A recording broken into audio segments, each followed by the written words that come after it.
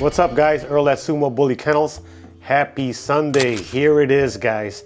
Our litter has arrived a little bit late and early, and I'll explain to you why. Here's our baby girl, Hershey. She gave us a 6-piece, and not only did she give us a 6-piece, she also gave me a very nice Christmas/New Year's gift by saving me some money, and I'll explain to you the story of that.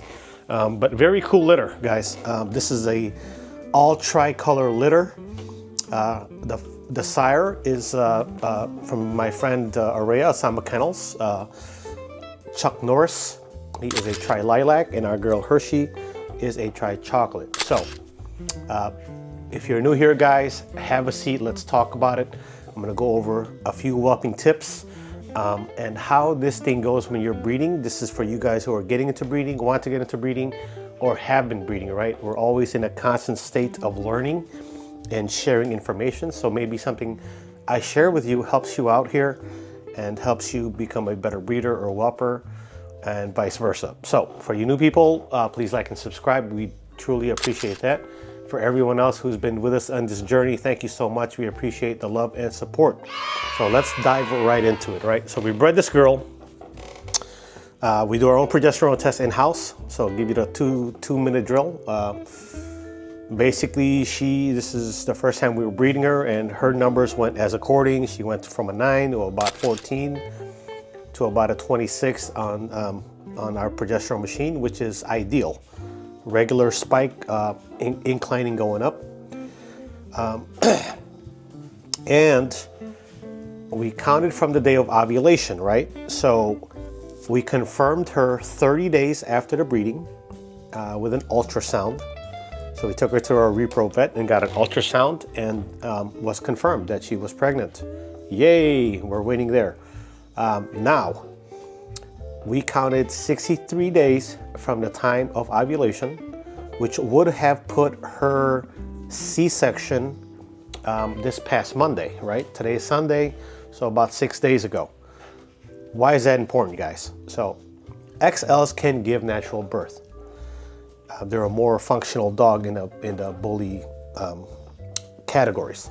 However, we still schedule a C-section out of precaution in case a puppy gets stuck or she stops contracting. Let's just say, for example, you have 6 puppies and she stops contracting after the 3rd one, or the 4th one gets stuck, then that puppy could possibly die and the puppies behind it will die. Does that make sense? So that's the reason why we schedule our C-sections is for precaution, to protect our girl and protect the puppies, right? Murphy's Law. It will always happen, right? So our last litter with Fortuna, she stopped contracting. There was 1 puppy left. The puppy died. We should have got her to the vet earlier. By the time we got her to the vet, the puppy already died, because it was an overnight and the vet wasn't open. You know, just to share that with you. So in theory, last Monday was day 62. We went in there, did a PG test. She was not ready. Prior to us taking her there, we were taking her temperature. She's at about 100.6, right? Rectal thermometer check. And typically when you see a 99, low 99 point something or 98, you're about 24 hours away from having a litter. So the vet turns us away. We come back on Wednesday. 2 days later, I'm still managing her temp. Now she's dropping down to about high 99.8, let's just say. And we get there and she's still not ready. At this point, I have not done an x-ray because it's kind of like a surprise for me, right? What she'll give me. And I like a smaller litter, guys, 6 to 8. If I had a choice, if it were up to me, 6 to 8 puppies is a sweet spot. It's not overwhelming when you're whelping, guys. If you have never whelped before, 10s, 12s, 14s, you know, that's work. So I like a smaller litter, 6 to 8. Perfectly happy with that. So yeah, Wednesday we get turned away. Now we're nervous, you know. Here comes Thursday. Now she's panting, right? She's, you know, like digging, panting, nesting, all the signs of nesting. We're taking her temp every 3-4 hours, 99.4, 99.5, somewhere in that range. So if you don't know, a dog's typical temperature is like 101.5. So when the girls start dropping under 100, you're close to delivering, is what I'm trying to say. And typically 99 point something low or 98, you're about 24 hours out. I didn't see nothing concerning, right? So I'm thinking, okay, we're good. We were gonna take her Friday anyway, this past Friday, 2 days ago. So we were gonna take her to get the C-section on Friday. We stayed up with her all Thursday night. We stayed up to about 12, 1 o'clock. And I was like, cool, you know, we'll get up first thing in the morning and take her as soon as they open, you know. And the repro vet's about an hour out. Well, we wake up in the morning, so she's in this whelp box, right? One key thing I forgot to say is, as your girl gets closer to delivering, you want to start putting them where they're going to be whelping, right? So this is our whelp box, the easy whelp, the big one. And getting them used to being in here with the light on so that they know like this is kind of their safe area to have their puppies. So basically, we wake up, we come downstairs, and she is no longer in the whelp box. My wife is freaking out. We had the door closed, but she jumped out of here. And lo and behold, at that time in the morning, she already had popped out 4 puppies. Now it looks like a murder scene in my living room. It looks like we butchered and killed somebody in there. Blood everywhere. If you never had natural birth, it's the greens, dark blacks, greens, and blood all over the place. But at least when we got down, those 4 puppies were already dry and cleaned up. And we didn't even hear nothing that night. You know, we have a monitor and all that. We didn't hear her make fussing noises or anything. So now we're packing up, getting ready to take her to our repro vet, which is about an hour away, right? We have our kits ready, our cleanup kits, everything you need to go and come back, we have ready on standby, right? And that's part of being prepared. Just like if your wife was pregnant, you would be ready with all that stuff to take her in case she's, you know, her water breaks. So as we're doing this, the 5th puppy pops out, bloop, nice and easy. And this is her first litter, and man, she really impressed me, guys. She, you know, licks by the nose to take off the mucus, because there's a film around the puppy when they're born, and the mom will lick that off so that the puppy can breathe, right? Because if she doesn't do it, you have to do it. And then you get the aspirator, that little the booger collector, I call it. It's like a round thing with a thing. You squeeze it and it sucks in. It's like a booger collector for babies. Same thing for puppies, right? So I'm standing on standby. I'm like, okay, I don't have to do anything. She bit and chewed up the umbilical cord, ate the placenta sac and all that. Very just natural, like she's done it before. Amazing, right? First time at bat. So now at this time, we're ready to go, right? We got 5 pups on the ground, and you know, we're gonna send mom to the repro vet, which means puppies are gonna be without mom.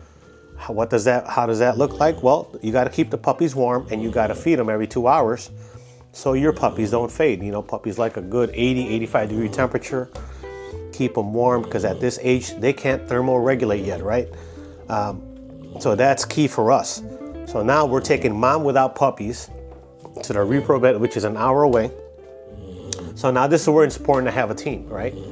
So I had somebody on standby, a driver, to take her to the vet in case something like this happened. So I stayed with the puppies because I know how to whelp. Now he's taking her. I already called my repro vet. They're expecting us. In my area, right, a repro vet here for a C-section is just under $2,000. There's one that's about $400 cheaper. They're both an hour away from me. However, I go with the more expensive one because I like their facility better. They're more responsive. They have better staff, better equipment. So for me, the extra $400, I'm gonna spend it because I'm getting better service, right?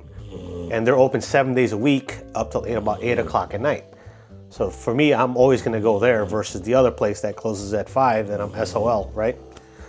So She's inbound. I'm making the calls. I'm calling my doctor, my repro people. They're expecting us to come in. I got puppies. So first thing I do is this. You could buy this colostrum, right? Now our girl already had some colostrum and the puppies were feeding. However, you could buy this and you could store this at room temperature. It's colostrum, right? While she's there, now mind you, she can be away from her pups from anywhere from 2 to 4 hours because it's an hour drive there, hour drive back, plus the C-section time. So I have this and this. Goat's milk, the best substitute you can get. And with 5 puppies, I fed about 20 milliliters, right? Mix your goat's milk, draw it in, put this here, take the puppy, squeeze this soft part in and push a little bit, and then they'll start suckling. Very easy, guys. And right now they're blind and deaf right now. So they're just going by feel, is what I'm saying. So now I'm prepared to feed for 3-4 hours while mom is gone. The cool part of this story, well, let's go. Once you ruined my rug, but that's okay. The cool part of the story is as soon as my guy got to the repro vet, she popped out the 6th puppy, right? I was like, cool. So I'm like telling him like, hey, look, you know, make sure the puppy's moving, breathing, the mucus is out the mouth, things like that. So get her there. First thing they do, they call me, cool, take an x-ray. There's no reason to cut your girl open if there's nothing inside. So the first thing you want to do is, you know, get an x-ray. So now we take her in there, get an x-ray. Lo and behold, there's no puppies left. She's popped them all out. So in essence, she saved me about $2,000. I paid for the x-ray, which is $100-something, you know, and I'm out the drive there, the drive back and all that. But regardless of she popped them all out or not, you know, you really, you know, we had an x-ray, so we kind of knew there was like maybe 6 to 8 puppies, you know, 6 that I can clearly see. What I saw in the x-ray was 6. However, you can't always see the other ones behind it. And so for me, I wasn't gonna take the chance of losing puppies, right? If she stops contracting. So for me, it's good protocol. If your girl starts dropping naturally, because we're in the XL lanes, they can't have natural litters, that's fine. You know, you take what you got, you take mom there, and if there's anything left, then you do a C-section on the way out. And that can save a life of 1 or 2 or 3 puppies that you may or may not see in an x-ray. So that was pretty cool, the fact that she saved me that money. So thank you, Hershey, for being a good girl. Papa loves you for that. You get extra treats now. So anyhow, I wanted to share that story with you because there's a lot of moving parts there. It's being prepared, having your kit ready, you know, what to do. So if you take your dog, the mom, to your repro vet and you already have puppies, what do? Do you transport the dog? Well, right now it's January up here and it's about 20 degrees outside. I'm not taking these puppies outside. Keeping them indoor, keeping them warm. And I'm gonna feed them. And at this age, they're gonna feed every 2 hours. And I'm prepared to do so. So I got my feeders, my colostrum, all that. I got my heat lamp. I can take care of these puppies until mom gets back. And, you know, knock on wood, let's say you did lose mom. I'm still prepared to whelp this litter. I'm still prepared to take care of these puppies with the tools that I have and I have ready. Because you gotta account for anything to happen. So you have to be prepared for the worst case scenario at all times. Even though your systems, your protocols should have you ready, you know, the good way or the bad way, you gotta be prepared, is all I'm trying to say. So with that said now, let's talk about something fun. So now we have 6 beautiful pups, varying in sizes. We ended up getting 2 boys and 4 girls. And I'm a fan of the girls, guys. I am. I've always liked the girls better. My wife likes the boys. So the weight ranges of these 6 pups is, the smallest one is 1 pound and like 1.06, right? And here's the scale that we use, guys. We just put them in a little bowl. Put your bowl, you put your tare, let's just say here. Put your bowl on top and you press tare and it'll zero out. And we're gonna do our week 1 weigh-ins like we always do in our litters. But the weight ranges I document, the smallest one is 1 pound and 1.06, right? The biggest one is 1 pound, 1.59. And so everyone else falls in between. The next biggest one is 1.3 something. And of course, typically, as usual, the biggest ones are the males. But that's very common when you have a litter. And a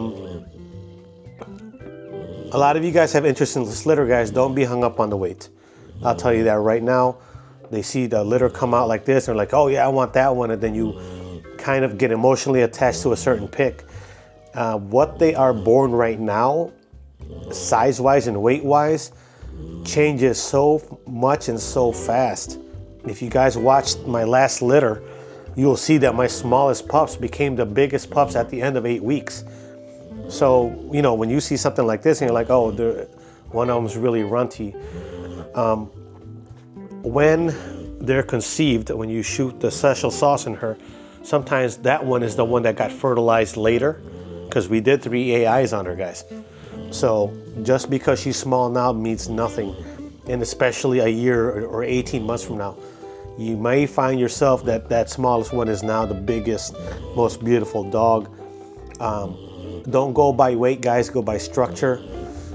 These pups look amazing. One, they got amazing colors, but two, if you could see their muzzles, they look like Yorkies. They got really nice short muzzles. This is exactly why we chose Chuck Norris. Chuck Norris has an amazing head. I love his head, his face. So, watch out, mama. So look at those muzzles, right? They look like, like Frenchie even, right? Looks like a Frenchie. Look at that short muzzle. This is a tri-lilac girl, very beautiful.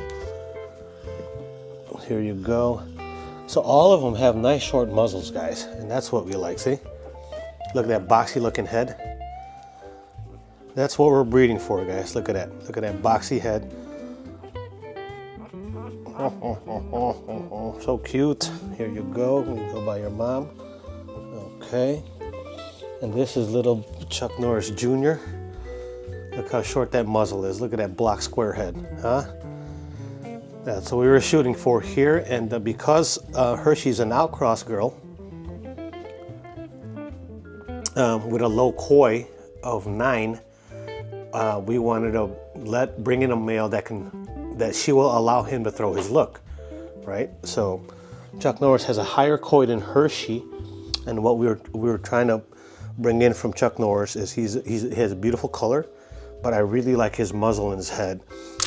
He's got a nice spread, of course, and those are the qualities that we picked for Chuck Norris. So you can see these two are twinning. This is the boy, that's the girl, and again, this was the smallest one. I'd pick her up, but she's feeding her right now, so we're not going to disturb her. Because we will be doing, this is the biggest one, this is a male. Got a little bit of white patching, but that can disappear. You know what, you're not eating, I'll pick you up. Oh, come on, big boy. Big boy nation. Look at that muzzle. Okay, mama, nothing's happening. Okay, get them, come on. Here, oh, you want to lick? You want to clean them up? Okay, here you go. Here. There you go. Okay. So she is being a champ whelping, guys. She stays here, barely wants to leave her kids. Okay, now let's discuss mom real quick. So typically, within the first day or two, mom doesn't have milk. What they're suckling on is colostrum. Typically, mom drops milk at the end of day 2 or day 3 even. However, our girl dropped milk yesterday. And typically when a mom, after labor, mom doesn't like to eat for a couple days. You know, she just went through trauma, her body's changing. So what I do is I give mom goat's milk.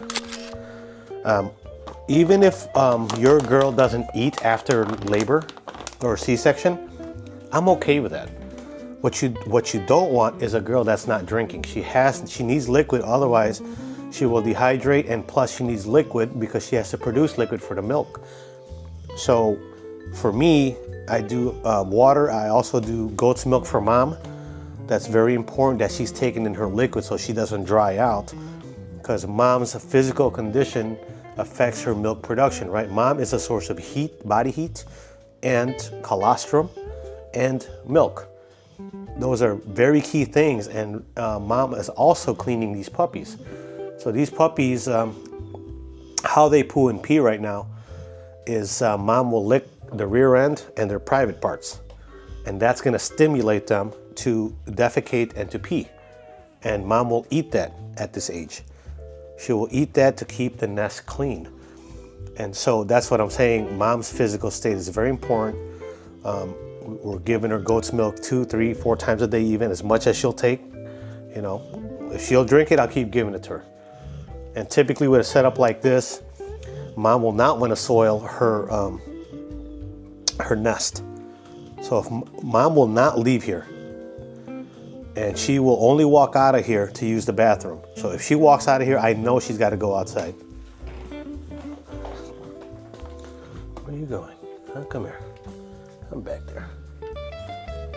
So guys, take care of your mom, because mom will take care of the litter, and the better you take care of mom, the better of a mom and nutrition she'll provide for the puppies. So for us, that starts with how we feed them even prior to breeding. Nutrient dense foods, raw, you know, I always preach on that. It's cost the same, if not cheaper, than buying a high quality kibble. Most of our feed is raw, about 70% of it. And we'll throw in kibble just to break up the monotony for texture.